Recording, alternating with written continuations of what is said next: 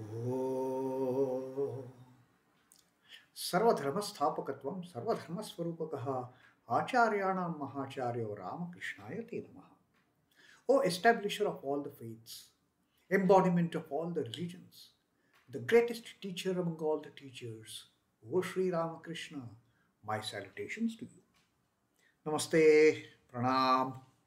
A true devotee never loses his confidence, his knowledge, his faith in the Lord. Howsoever he might undergo the suffering, he or she.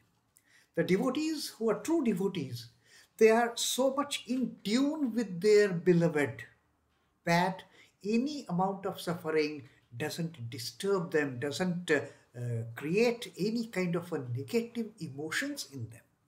For them, suffering is God's gift. They know that God has made us suffer, but God is also there who is going to take us out of this suffering, who is going to get rid of this suffering.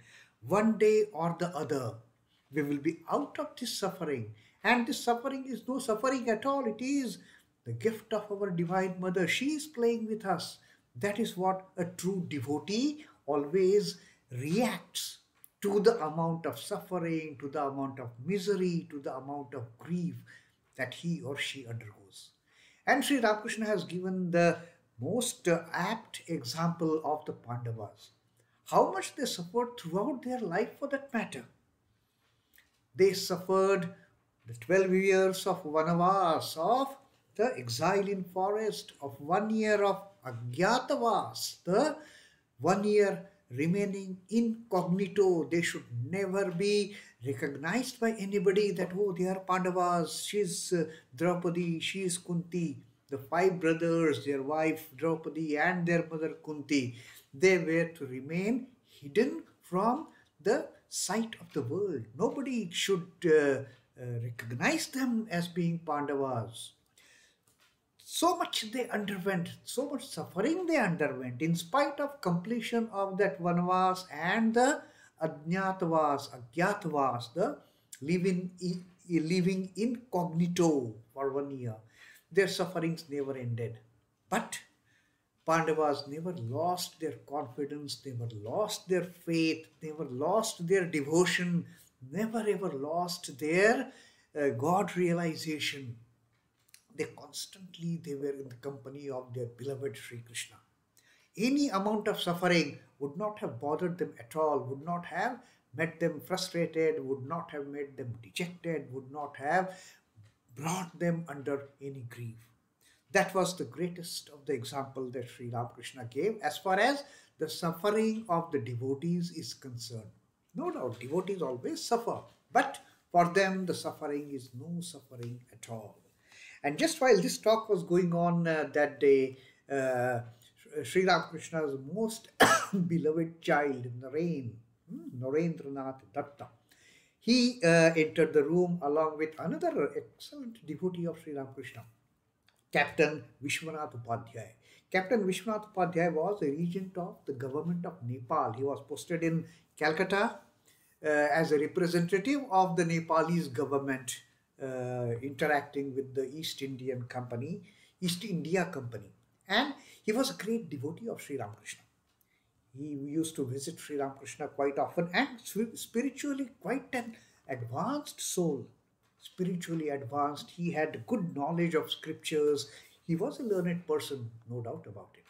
So Vishwanath Upadhyaya and Narendra, they entered the room, and Narendra, as we all know, he was at that time a 22-year-old boy studying in college, and Sri Ramakrishna was extremely fond of this gem of a child.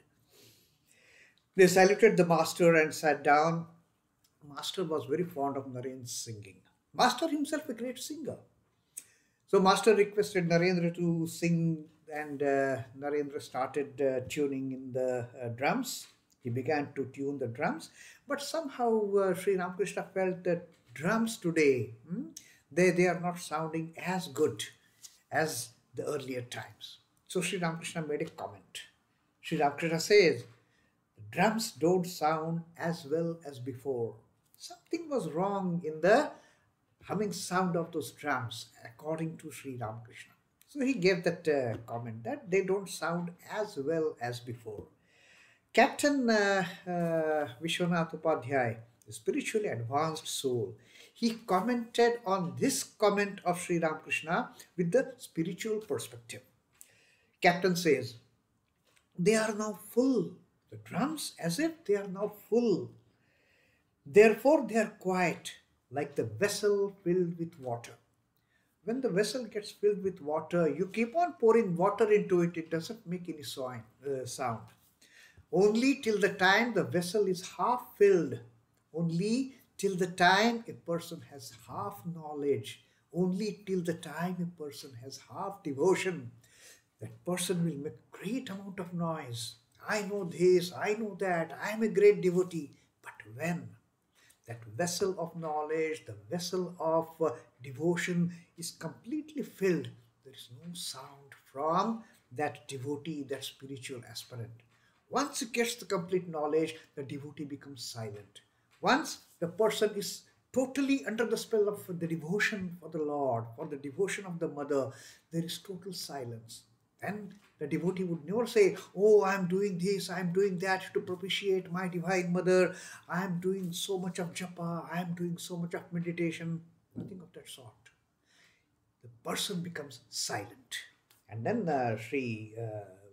Captain Vishwanath further says, or the drums, they are like a holy man who remains silent with his heart when his heart is full of God consciousness.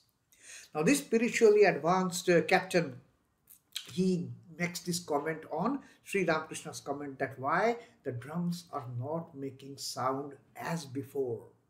They're like silent, they have gone into the silent mode. And Captain Upadhyaya, he says, they have become like a person who has attained ultimate realization, who has attained Brahma-jnana. Like Trelanga Swami, he became silent after that attaining the Brahma-jnana. He was not attaining a single word, he had gone into Mauna Vrata. So Captain was referring to those kind of realized souls who become absolutely quiet after attaining the knowledge. Then Sri Ramakrishna counters Captain. He said, what about sages like Narada? Narada was constantly chanting Narayana in spite of his gaining all the knowledge, in spite of Narada attaining the Atma Jnana, the Brahma Jnana. Narada was constantly chanting the name of Narayana and also telling others, you also chant the name of the Lord. Om Namo Bhagavate Vasudevaya. He was the guru of the Bhakta Dhruva, Bhakta Prahlad. So he was spreading the name of the Lord in spite of attaining Brahma Jnana. Sri Ramakrishna asks, what about sages like Narada? Then Captain Upadhyaya, he replies to Sri Ramakrishna, they talked because they were moved by the suffering of others. Because they were moved by the sufferings of others. Because they were moved by the plight of these bound souls, of these Baddha Jivas, they were undergoing. The plight that these Baddha Jivas, the bound souls, were facing, being trapped in worldliness. These great sages, they were spreading the name of the Lord for their upliftment. That was Captain Upadhyaya's reply to Sri Ramakrishna. Sri Ramakrishna was very happy to listen to this reply from his beloved devotee. Sri Ramakrishna says, you are right. After attaining samadhi, Narada, Sukadeva and others came down a few steps as it were to the plane of normal consciousness and broke their silence out of compassion for the sufferings of others and to help them. Out of compassion, seeing these people, they are struggling. Seeing these Baddha Jivas, they are so desperate. And seeing these mumukshus, the seekers after liberation, the seekers after realization, they understood the plight that these seekers, they are undergoing. They are not able to find the way out. They know they are trapped. The mumukshus, they know they are trapped. But how to come out of it? how to come out of this net of the Maya, how to come out of this trap the Maya has laid down for them. They don't know, but they know that they have to make an effort. What to do, they are not aware. Seeing their plight, out of compassion for these mumukshus, the great realized sages, saints like Narada, like Sukadeva, and others, they came down to the normal plane, from the divine planes, attaining samadhi, from where, as Sri Ramakrishna has said, 21 days maximum and nobody comes down, then that is the nirvana. But these souls, they came down from that plane of ultimate realization. The great souls like Buddha. Buddha had attained nirvana, but he came down. Jesus had attained nirvana, he came down. Muhammad had realized the ultimate realization, but he came down to to bring up these struggling souls, those who were hankering in the darkness, hankering in the ignorance. These great souls, they showed them the path. Come, my child, this is the path you should lead, and you will also be liberated. You will also have the ultimate realization. You will also have the illumination. For the sake of these strugglers, for the sake of these seekers of truth, these great souls, they came down from the divine plane to the normal plane to show them the way out. What is the way out to get out of this net? What is the way out to get out of this trap of the worldliness? And they showed the way. So that is what Sri Ramakrishna commented upon what Captain Viswanath Upadhyaya had said, that these great souls, they come down for the sake of others, seeing the plight of others. And then while this talk was going on, Narendra in the meantime, he had tuned the drums, he had tuned the tanpura, and then he began to sing. He sang a song, "Oh, when will dawn for me that day of blessedness? When will dawn for me that day of blessedness? When he who is all good, all beauty, and all truth will light the inmost shrine of my heart. When will that time come? When will that blessed moment come? That he who is all good, he who is all beauty, he who is all truth will light the inmost shrine of my heart. The inmost shrine of my heart is in darkness. I'm totally in ignorance. When will he come and light this lamp of knowledge, this light of devotion in the innermost core of my heart, innermost shrine of my heart? When shall I sink at last, ever beholding him into that ocean of delight? The spiritual aspirant, with great yearning, is awaiting the call from his beloved. When will he come and take me out of this plight and get me into beholding my beloved, beholding my Lord, beholding my ultimate goal? I will plunge into this ocean of delight. I will plunge into the ocean of Satchidananda. That was the song that Narendra had sung. Waiting, waiting, waiting for the great relief that the Lord would bring to this aspirant. That ultimately the aspirant, the spiritual child of this great Lord, will enter into the ocean of delight. Beholding this beloved, the child would enter the ocean of the ultimate bliss, of the ocean of delight. And listen to these words, Sri Ramakrishna, as it is. He went into samadhi, deep samadhi.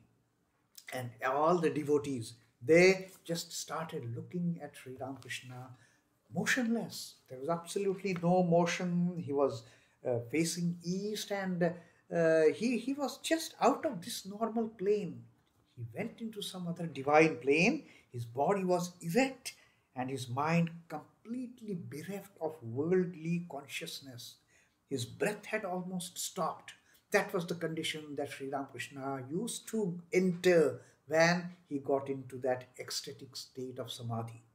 With the unwinking eyes, he sat motionless as a picture on a canvas. There was no movement at all. He had merged himself in the Divine Mother. He had merged himself in that ultimate bliss, that ultimate Satchidananda. His mind has dived deep into the ocean of God's beauty. In that ocean of delight, he had started swimming and he had drowned himself. So that was the condition of Sri Ramakrishna after listening to Naren's song on When Will My Beloved Come and Take Me, beholding my beloved. After lighting the lamp of devotion and knowledge in my innermost heart, in my innermost shrine of my heart, beholding my deity, beholding my beloved, I will plunge into the ocean of the great delight. So Sri Ramakrishna is swimming in that ocean, and all the devotees, they are wonderstruck seeing this motionless state of Sri Ramakrishna. Om Namah Shri Bhagavate Ramakrishna. Sri Ramakrishna Arpanamastu. Jai Thakur, Jai Ma, Jai Swami.